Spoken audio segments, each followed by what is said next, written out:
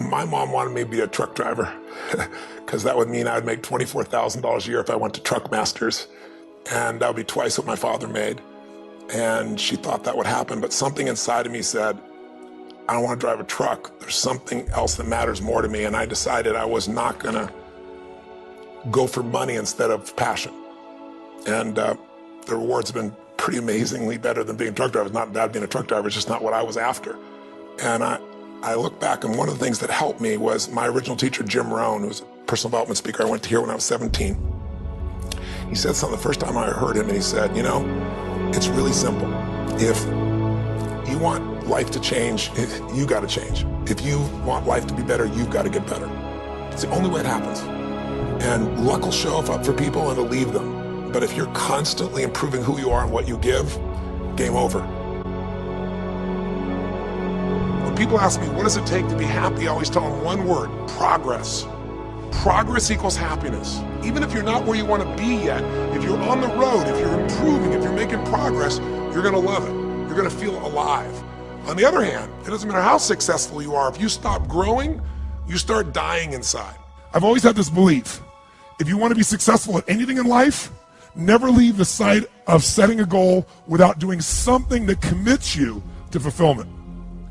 If you get, like, you're in state, right, when you do something. While you're in state, that's the time to commit yourself to something that makes you follow through.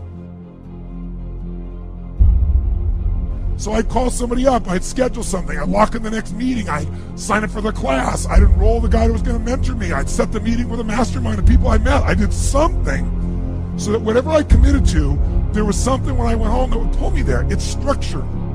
This could be the greatest time you ever live if you control what you focus on, if you find a more empowering meaning, and if you decide to model the actions of those who succeeded before you.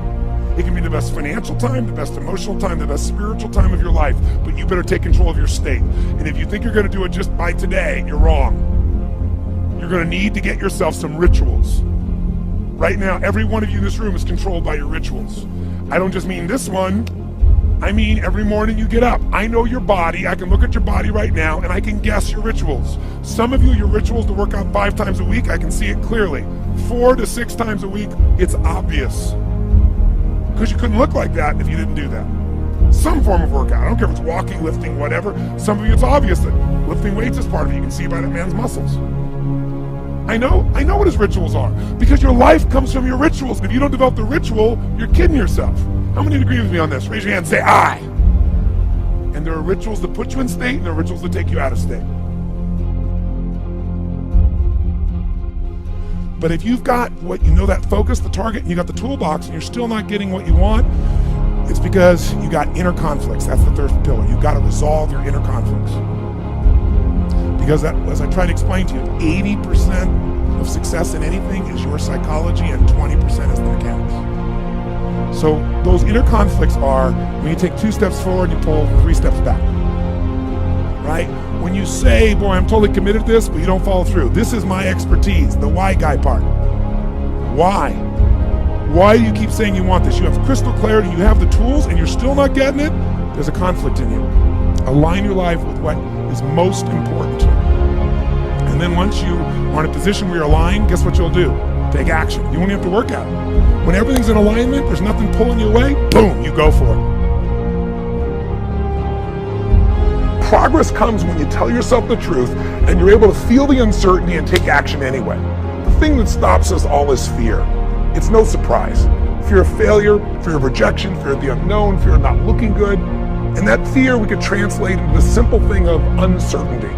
Now, when you look at someone who's incredibly successful, you look at someone who's truly a leader in their life or in their field, the one thing they have in common is they exude this sense of certainty. Now, where's that come from? Is it inborn?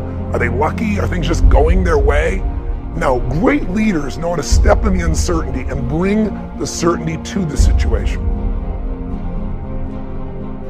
Most people in life, we really feel like the level of stress in our life comes to how much of life do you feel like you control, or how much does life control you? Do you tend to control more of what's going on, or events controlling you?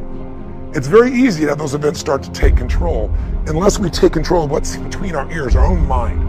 You see, what you and I focus on massively affects how we feel, whether we're thriving or surviving. If you focus on what you can't control, if you focus on the past, if you focus on what's missing from your life constantly, that pattern of focus will make you frustrated, overwhelmed, depressed.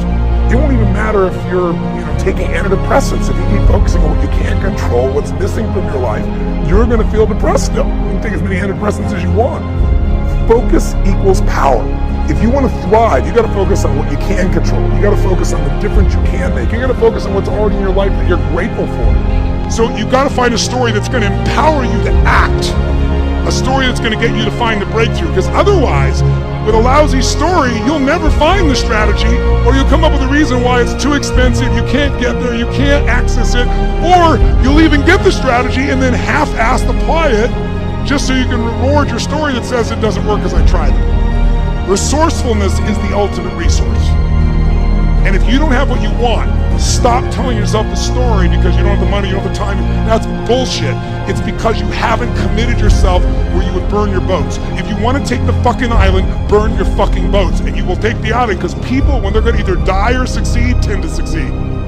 But most of us give ourselves a way out, and that's why we don't have what we want. I was thinking about where this journey began for me, my desire to serve. Every day before I get on stage, I do this thing to whip myself into a peak state, and then my last words are, "Use me, Lord." That's my prayer. And every day my goal is to be a blessing in people's lives.